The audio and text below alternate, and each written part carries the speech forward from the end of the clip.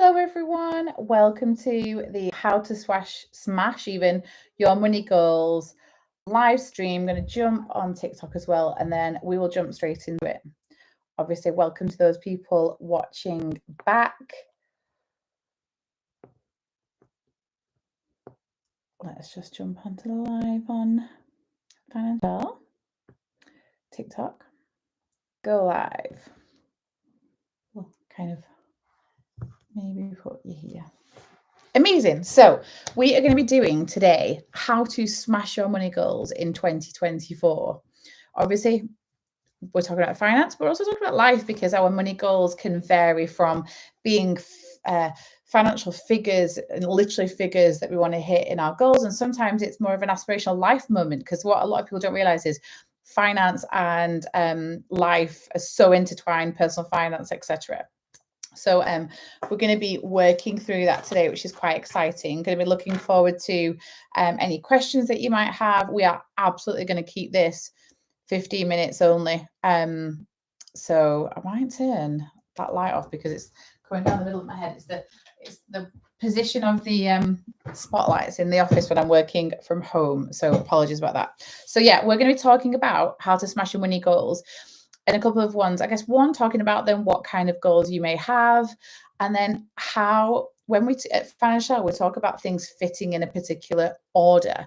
And the reason is it's really hard to focus on everything at once. And so I feel like that's probably the first thing to kind of consider and think about. So when you are trying to work through a financial wellness journey, when you're trying to take back control of your money, where lots of people go wrong is trying to do too many things at once. And so in previous live streams, which you can go back and watch, we've talked about the playbook saying things are in a certain order. So making sure that you learn how to budget before you try doing anything, because if you don't do a budget properly, you're not going to be able to really, really maximize your excess every month. Learning how to put a little bit of money aside before you start hammering debt or before you start saving for a house, because if you're trying to do both things at once, or one before the other in the wrong order, kind of you don't build strong foundations and it crumbles. So that's what we're talking about today. So when we talk about financial goals, they tend to be linked to life goals. And so some of the most common goals I hear are things like, I would like to buy a home. I would like to renovate. So I'm in a home that I own, but it's kind of not necessarily where I want to be forever. I want to pay off my debt. I want to be debt free. I want to owe no one anything, and that's quite a powerful thing to want to do. Some people, it's like a wedding fund, like I want to get married, and we would like a wedding that ticks our boxes. Elopement with a beautiful sunset, or big home traditional wedding. And then sometimes it's net worth goals. So it's actually, I would like to be, £1 million net worth. I would like to be $1 million net worth. I would like to have rental properties. I would like to, trying to think of some more obvious ones, pay for university and college for my children. All these different things. Again, when I'm saying they're linked to life events. So if you are on TikTok or if you are in the chat on YouTube, start dropping in what your goals are. And I say goals because I would love you to have a little think about if you've got a pen and paper around, or just mentally think about what different goals you have, because you should never just have one. You should always know others. So whilst I'll watch to see if anyone drops any goals in the TikTok chat. That's a bit quicker than the YouTube one, and then we'll start seeing some come through on the YouTube one. So some goals of mine in the past have been, for example, I wanted to be debt free, and it involved like a car that was a really expensive car, and it was a really hard to picture being consumer debt free when I was kind of in my overdraft. Having payments going out left, right, and center. I just could never see that moment. But I also knew that other people did it. It was possible. People were paying off debt, and people were driving cars that they owned. And so another goal of mine at that time would have been to be a millionaire, or, I would love to have a £1 million net worth. And you can imagine having the car wanting to be consumer debt free and not owe anyone anything on the car. If I'd have sat there and started to invest to try and hit the £1 million net worth goal, I kind of would always had the car in the way. I would have had the car payment. It would have been a distraction. So to be able to kind of park the £1 million net worth goal and go, I will come back to you. You are there, but I'm going to focus on the car first. That's a perfect example of how goals should be in different orders. Cool. Right. Let's have a look at some of these. So Holly's put house conversion, £14,000. And so that's the current goal you're working towards. Do you also have any loftier goals that are in the back of your mind? And then we'll look at more than one at once. We've got 360 chiropractic, you've got car, £5,000, and you also want to be debt free. Great goals. And the big thing to attach to these goals is not just kind of what the financial number is, although with being debt free, if you want to be debt free in 2024, it's really a good place to start is to list out those debts and know exactly what you are dealing with. What are the interest rates? What loans have you got? List them all out. And when you've listed them all out, you know what number you're tackling them. So that's the first thing to bear in mind. The second thing to bear in mind is how that's going to feel, because it's about how it feels. It's not just about clearing debt. It's about how does it feel. And if you can really picture what life will be like being debt free, how you think your budget will look, how you think you'll act, around your friends, around family, around the people that you may owe money to, really like grab on that emotion when you're thinking about the financial number as well. So the next thing to do with when you want to be able to completely debt free and you've got your figure, and let's pretend that's £10,000 of debt. And I think what you're saying as well is you'd also like a car for £5,000, not necessarily that it's 5,000 debt. But say you want to be debt free, so you're listing all your debts and you know those, and you'd also like to buy a car for £5,000. If you try and do both of those things at the same time, you will be less effective because you're distracted and you're already putting your energy, which is every paycheck. You want all the energy from that paycheck to go into the thing that you want to focus on, knowing that the other thing's in the background. Now, it might be that you urgently need a car and your car's falling to pieces, and actually this is less of a indulgence and actually it's more of a need. And so but you just have to pick what order you do it in, and you lean into one. And the way you lean into one is you build a budget. And again, previous streams have shown we build a budget which is based on your income coming in, all your expenses and sinking fund monthly payments coming out, and an excess being left over, just like a profit. And every single budget, that excess has to go towards the goal you're working towards at that time. Not a little bit here and a little bit there and a little bit everywhere, because I'm telling you now, you will not be able to hit that goal as quick as if you focused on one thing at a time. So let's pretend we're going to be debt-free first, 360 chiropractic. Let's pretend that's where we're going to focus. When you focus on that debt snowball or debt avalanche, whichever way you decide to do it, remember one of them is paying off your debt smallest to largest. The other one is paying them in order of interest rate.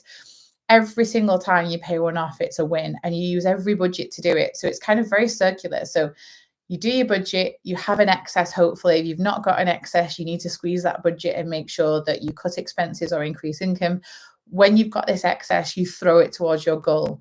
And then when if you're paying off debt, a really good thing about that is you actually create more excess next month, because the more debt you pay off, the bigger your excess, and you have loads of cash left over. And I think if it was me, that's the order that I would like to do it in, because if you can pay off that debt, and maybe your minimum payments would have been £300-400 a month, suddenly that is back in your budget to put towards the car. So then if you go, I'm debt free, this feels amazing, I'm cutting up the cards, I'm never going back into debt again, now I'm going to save £5,000 for a car. I would like to think that the pace at which you will be able to do that with that excess, which could be by that point £500-600-700 if you take the debt payments and whatever other excess you hopefully would have had, you could do that in 6 months.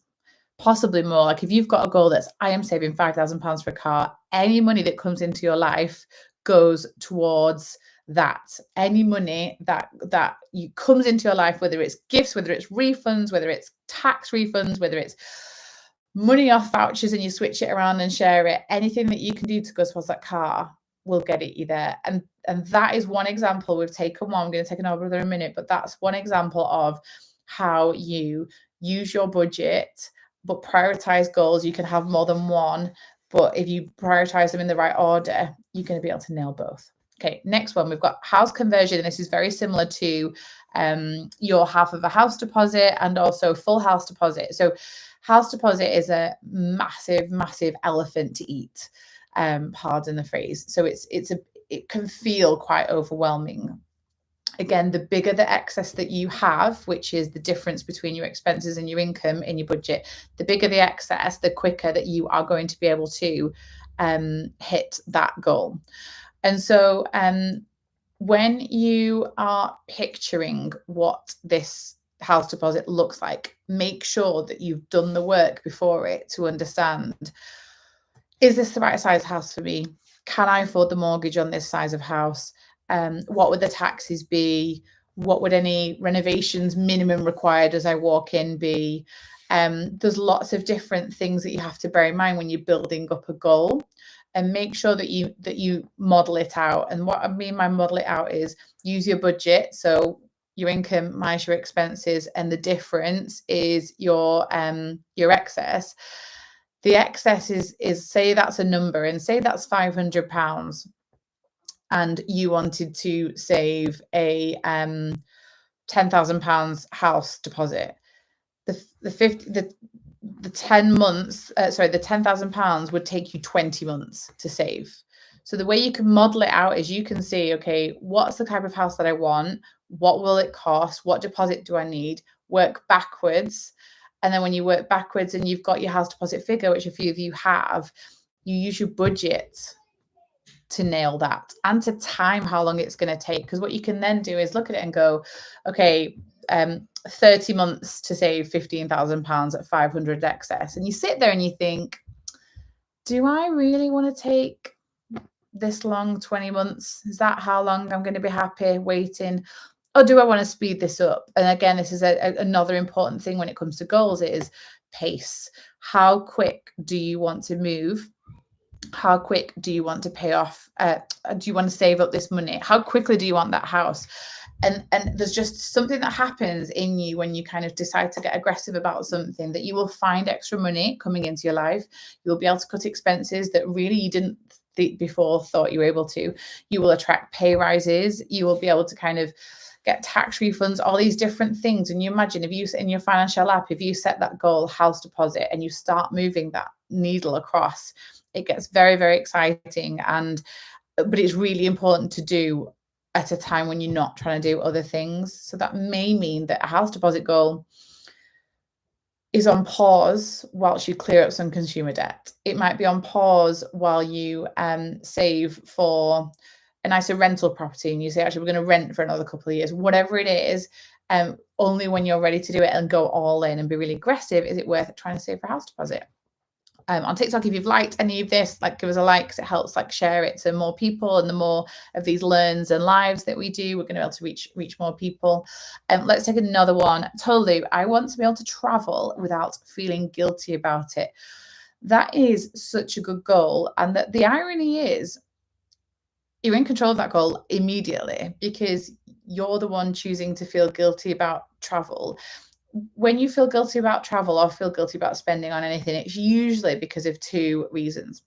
One of them is because it would be inappropriate to prioritize travel over basic needs. So if you are looking to travel, but you can't get to the end of the month without running out of money, without feeding yourself properly, without looking after your home, all these mini things that are basic needs.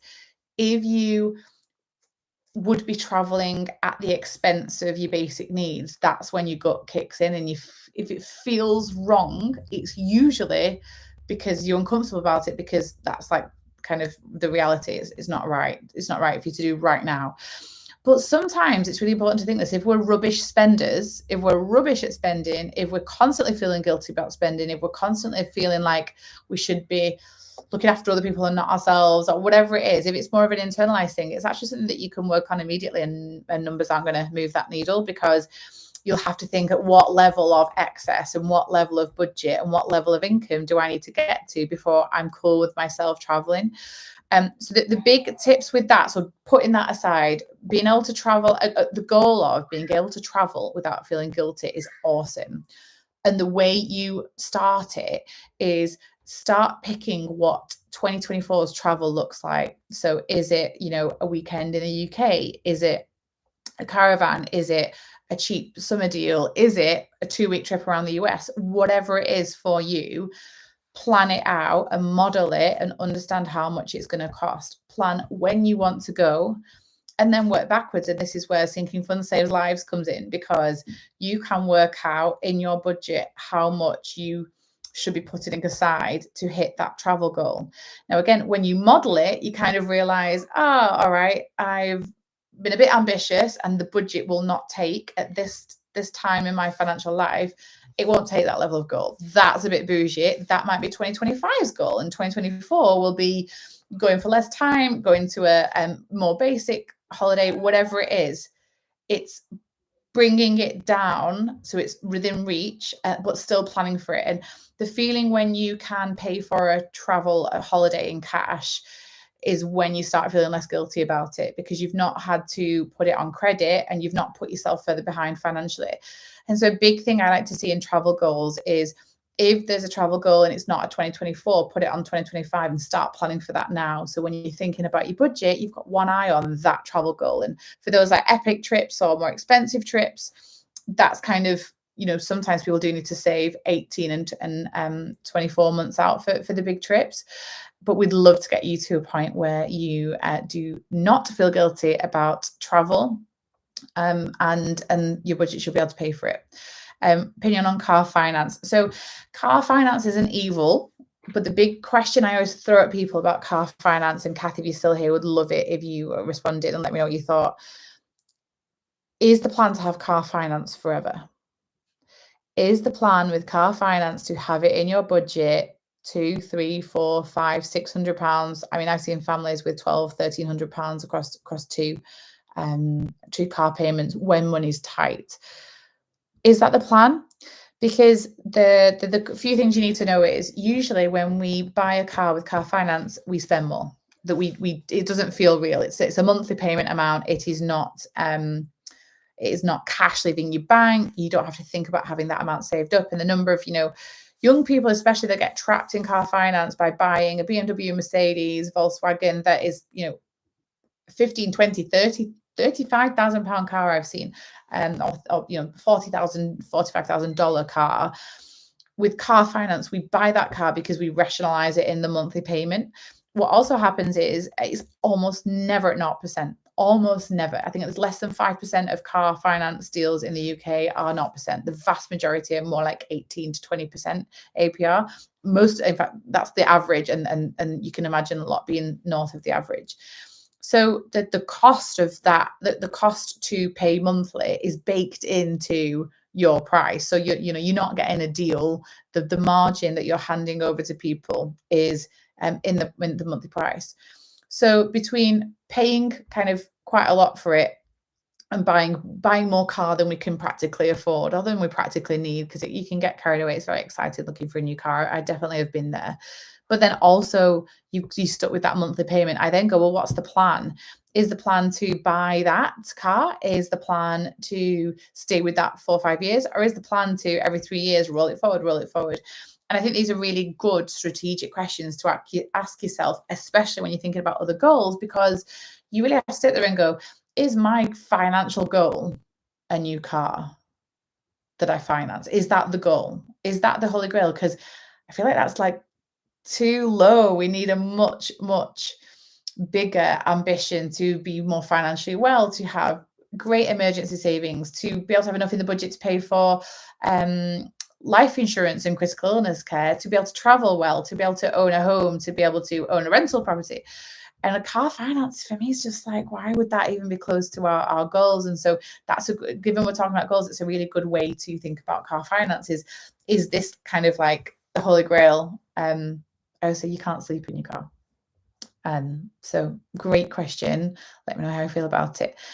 Coco has said, clear 5.5k debt, including £2,000 interest-free overdraft, on a 30 grand salary while paying 600 towards rent. Coco, you absolutely have got this, but I can imagine it feels tight because you've kind of got your rent payments and you've got your other payments, and but it is absolutely doable on the net salary of 30k. You know, you're probably looking at hopefully taking home between 1800 and 2 a month, maybe a little bit more actually. And so getting a really, really tight budget is important there, because this is for a fixed period of time. That is not a lot of debt. That shouldn't be holding you back too much. And £2,000 of it is obviously interest free, which is great. So you can look at your debts and order it in the order that you want to pay them off. But hopefully, could you be paying off between 300 and 500 a month on that if you really leaned in hard? Could you earn any extra money anywhere? Could you model it and look at how much, do you budget in the financial app? What's the excess at the bottom? And that excess is, can you throw it towards that debt? Because imagine your budget when you don't have that debt in it. You know, imagine the feeling when you're not in that overdraft. You know, overdrafts are so frustrating because it's great, it's 0%, but it just hangs over you. So you can definitely do that. There's really good support in the financial community in the app. People are on this kind of journey. They're paying off way more debt on way less money, and vice versa. You'll be in great company, and keep us updated with how you do. Kathy, so you wouldn't want the car finance forever. You'd like a decent family car that lasts me a good few years, planning for a family soon, hire purchase agreement. So you are preaching in the right space to people that have used the same arguments as you, me being one of them for pregnancy number 1, pregnancy number 2 and 3. I definitely realized that we definitely, when we're hoping and planning for a family, that, and also this, like, it's an age thing about, I hit a certain age, like I want to be driving a good car, because it's kind of what we see. I would absolutely take your time with what you think is like a need with that, because we convince ourselves that, we need one that'll fit a pram in, but actually lots of cars fit prams in. They don't have to be best in class ones. It needs to be safe. Well, define safe, like, you know, very expensive cars have accidents all the time. We're not talking about getting a 20-year car here, but my car, I have a paid for black Range Rover Evoque, which is actually a 2014. It's a 9-year-old car.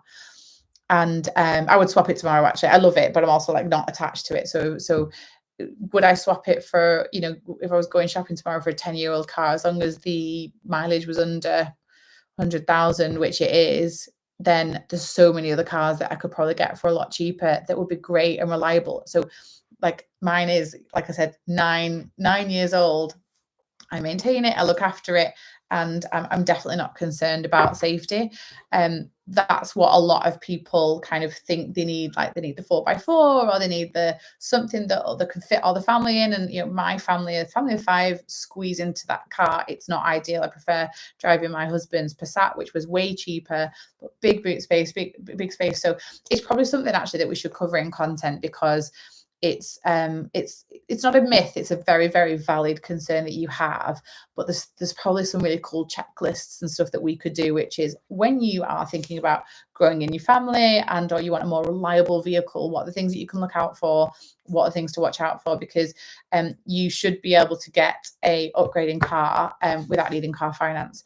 But if you were to, which is like, it's not allowed, you are allowed, the way you've said it is one option. The other option is car loan. Again, I'm the last person to advise getting into debt, but if you are going to use finance for a car, it's a debt. So think of it like a debt. And so the good thing sometimes about a car loan is the interest rates tend to be lower.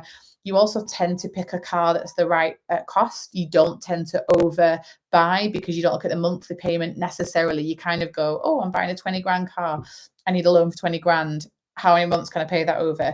And you can also much more easily pay it off more quickly. Sometimes it's like you don't get a benefit from paying it off early. Sometimes if it's a car finance, but sometimes on loans you can save some interest by paying it off early. So definitely, if you choose to use finance, whether it's loan or car finance to get a car, that plan to pay it off and then keep is great. And so many of you in the financial community have done that, where you have bought a car on finance or already had a car on finance, you make a plan to pay it off, and then you own it. And that's it. It's never in your budget again. So I'm very, very, very excited about that. And we'll crack on with a checklist. You have a Fiat Punto 3-door, baby wouldn't fit in. You are absolutely correct. And in my position, I would probably look at it. Definitely isn't a necessity. And there's definitely cars like a Ford Fiesta. I've got big love of Ford Fiestas and Peugeots and other ones that again, looking at the age, looking at how reliable it is, but not thinking that new car on finance equals I'm being safe, because that's kind of what we get tricked into doing to fund our family. I'm so excited for you. I hope you have some goals saved up for that. That's exciting that you're going to be planning that soon. Abby, I need an extra £2,000 in an emergency fund. Would like to set aside money for a rent deposit and moving costs for whenever I'll need to do it. There's no set date. Holiday savings account so I could book impulsive small trips and not have to worry about it.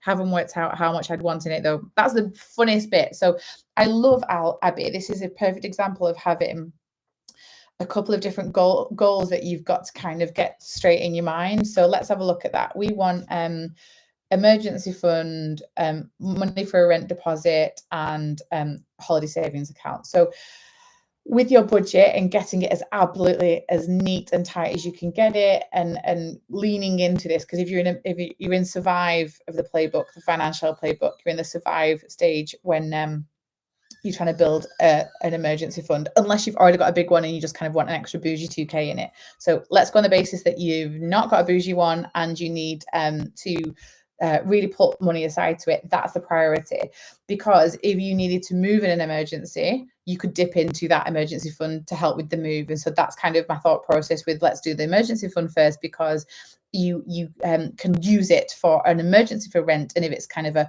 nice to have where you want to change where you live, you can kind of, it's not a need, it's a want, so you can do that yet. So I would definitely have all my attention focused on the emergency fund and set myself a deadline of how quickly I can fill that. And then the interesting thing about the holiday stuff is I would probably, it depends what other emergency funds you've got, and it depends how quickly it would take you to save them up.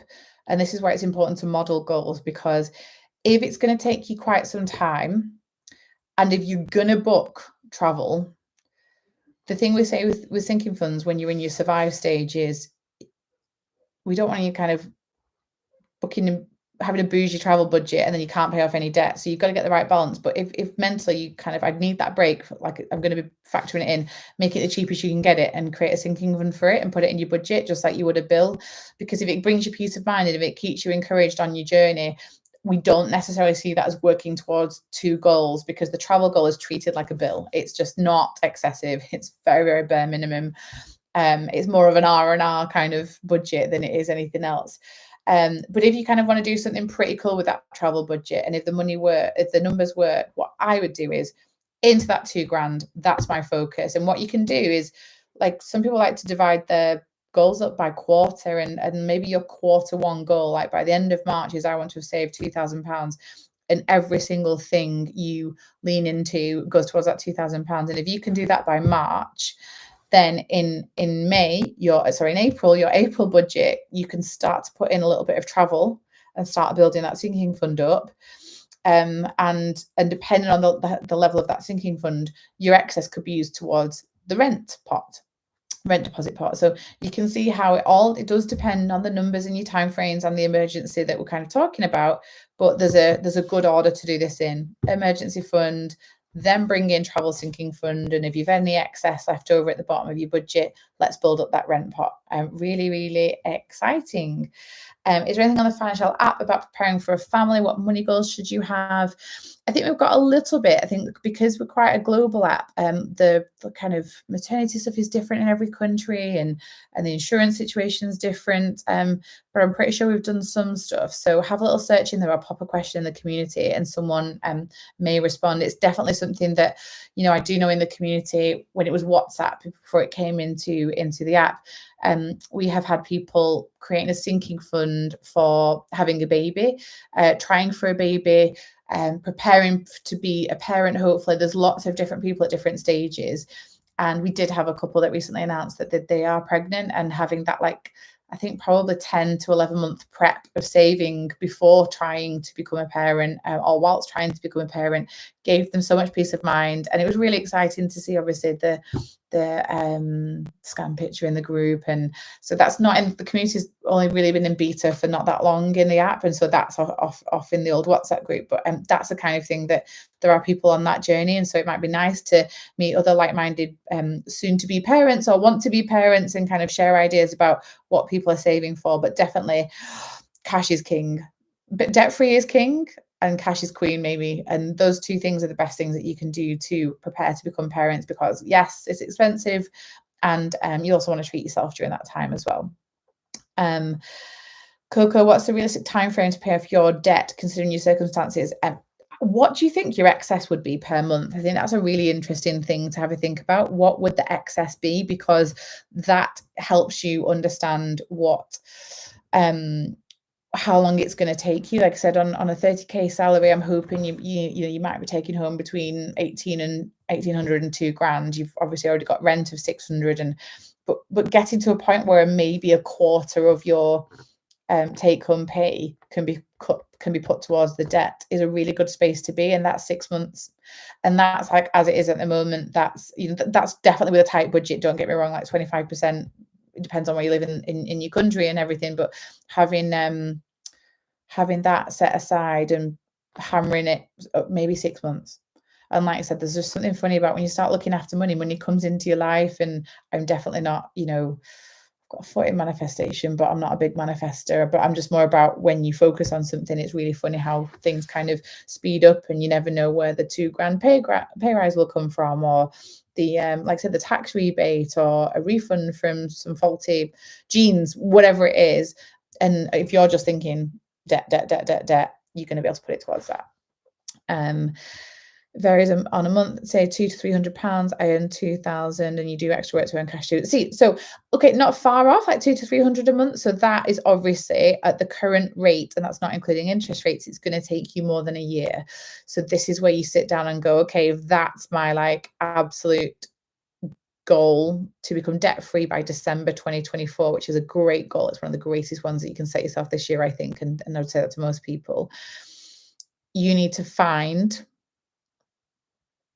400 a month, a bit more, like 420 quid a month. Like you need to find that per month, and there's just ways that you do it. I've just seen some amazing figures in the community of people on similar salaries, on less, and it's just funny how it happens. And again, share it in the community, because when you find some extra money, or you do pick up some extra work, or you get a tax rebate, all these different things, I keep saying it, I'm using them because they're genuine examples of stuff that happens. You smash it off your debt and you pay it off more quickly. Again, in the financial app, you can track your debt payoff progress, and so it's all manual. You just put an image on and slide it along and share how you go. Kath, probably the last question, unless anyone else wants to ask any other questions on goals or paying them off this year. We've talked about listing them all out. We've talked about us prioritizing them. We've talked about focus, and a goal where you're going to be trying to save 100 grand is a different pace than depending on your earnings, but different pace for most of us than we're trying to pay off 2 grand of debt. And so there's all these different things that we need to think about in prioritization. But oh yeah, so Coco, you can definitely do it. And you're interviewing for a weekend job, which could mean an extra 600. And again, this is a time in your life, it's not forever. And when you've paid off all those debts, you don't have those debt payments. Think about the position that you're going to be in January 25. You can be debt free by December 24. No questions about it. I'm confident of that. And you're already looking for opportunities to do that. So that's really cool. Kath, any thoughts on when your partner has a different view of money to you? So this is such a good question, especially if you're working towards goals together. And women, what we tend to do is like run away and plan as well. And so it's not that we're necessarily different views. I'm talking about maybe my own relationship as well as others, but we can get carried away, and run away with it, and kind of they're back there going, hang on a minute, sorry, I thought we were saving for some new blinds, and now suddenly we're saving for a wedding and whatever. So it's really important to appreciate that if you're the quick thinker and the planner, which I am, they might not be. It doesn't mean they won't be on board, but it's you've already thought, you're like, why aren't you on board with this? And it's because you thought about it a lot further down the line. And then secondly, it's about understanding that we're different money personalities, and so our way is not necessarily the right way. It's just our way. And so at least understanding someone's perspective can really help you, and there might be more of a meeting in the middle. So for example, I am completely into debt. I don't have credit cards. I don't have I have two mortgages and looking forward to those being paid off.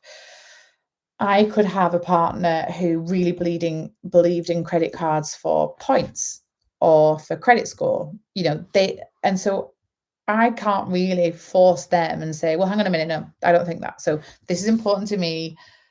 I know you're really good at the points. I know you track them all, but blah, blah, blah. I want you to stop. You can imagine on a relationship point of view, that's me enforcing something on them. And actually, I might in my head go, look, eventually I would love it if we didn't do cards. But if you want to, and if you want to pay them off in full and you look after it, because mentally I am not prepared to, because it's something else I'd have to take on, let's do that. And you can understand how making sure that they can do something that they want and you can do something you want can really help. This is also the thing with doing the budget. Doing the budget together is such a good relationship activity. There are often fights, the banter fights. They're not meant to be serious ones, but there's often disagreements until you get into a real rhythm of doing it together. So for example, I would not, the early days, not like as much of a fun budget, but I'm glad that like my husband encouraged us to do, like, look at sport and look at stuff for the kids and look at eating out budget. Sometimes when we've kind of grown through the journey and got into through survive, build and grow, and we're in the growth investing phase, I'm still kind of keeping this really tight eating out budget. And actually we love food and we love eating out as a family. It was just too tight. And so having this time where you budget together is really, really key, because you can kind of make lots of compromises and work together. Another tip though, we obviously believe our budgeting method, the financial method, is one of the best ones, especially for couples. Even if you're a couple that doesn't want to physically combine your finances, you can combine the budgeting in the app because it's not integrated accounts yet. And so you can practically set a household budget, you can set a personal budget, you can set some joint goals and stuff. And that it's just such a collaborative experience to do it together. And the playbook is probably one of the best things that you can get someone to read, because if you've not read it, please read it. It's in the app on the homepage. But the playbook explains the logic behind this kind of method, this kind of budgeting, and the why, and lots of light bulb moments go off for lots of us when we do the playbook. So head there and have a little look, because I've seen couples hand it to their girlfriend or boyfriend or husband or wife and say, do me a favor, just read that because you'll understand where I'm coming from, and then let's talk about it. I think that it's a great, I'm stumbling on my words because I kind of don't want to preach, but it really is one of the best methods you can use. And it's great to work on it together, because for a successful relationship and successful future, being aligned on money is just a game changer. It just makes everything easier. You're on the same page, you're working towards the same goals. It's like a stupid team building exercise that we all should have when we first kind of get together with a partner. Like I said, you don't need to combine money, you don't need to physically swap money, you can just work on it. And then girls love it, like lads like guys like it, but we like planning. So that's very exciting. Good luck. Really good chat in the group. And Tolu, you've taught your husband the financial method, and now we have a budget meeting every Friday. Oh my god, dial me in. I'm here for the budget meeting. And yeah, lots of other people tonight have been talking about budget meetings, so it's cool to hear that you being collaborative. Sinking Fund Coco is just a pot of money that you set aside for a future expense. And so it's not, some people kind of use them for goals as well. So like a travel sinking fund might be because it's connected to a goal, but if it's a planned expense that you always travel, just set it up. And what you do is you can do it in the app. But say if you spend, Christmas, great idea, easiest maths ever. Let's say that you want £1,200 for Christmas. you need to save £100 12 times. And so you can put it in your budget. And then when you do your budget and you move your money around on payday, if you have an account like Starling, Monzo, Chase, Revolut, lots of them do it with the spaces functionality in the pots. You can build up your sinking fund pots in those. And so when you want to go do your big Christmas shop, or when you go to pay for your holiday, you've saved the money every month. And so that's a sinking fund. There's some great articles in the app, and some great stuff on TikTok actually as well about sinking funds, how to do them. So check it out, but they're amazing. That was such good chat, people. Thank you so much for sharing your goals and letting us, what I call model goals. Modeling them brings them to life. This is like logistics. This isn't, oh, we might, be debt free. It's like, no. This is the amount that you've got to pay off, and this is how long it'll take you, and this is how you could speed it up. Modeling it is like the plan. I feel like my brother-in-law, if he was listening, would say something like, a goal without a process isn't good. What is it? I wonder if Holly's watching and she knows. Anyway, something about the process. So maybe we should do a blog or a TikTok on that. But this is the process. There's no part of the goal without the process. And your Starling, and if you have no idea how to use it, Starling is amazing. And have a look at the POTS functionality. So have a look at some articles in the app, because by the time you've looked at taking your sinking funds digital, there might be some TikToks on it. There's definitely a blog. So blogs are at the bottom. You click blogs and you can search. So you could search for sinking funds. Find the one that talks about taking your sinking fund digital, because that's the one you need. Cool. Okay. Have a great night, everyone. Thank you so much for joining the live on TikTok and on YouTube. And we probably should do it on Instagram as well, because that's where so many of our followers are. But have a great rest of the evening. As ever, any questions, head over to the Financial community. Thank you.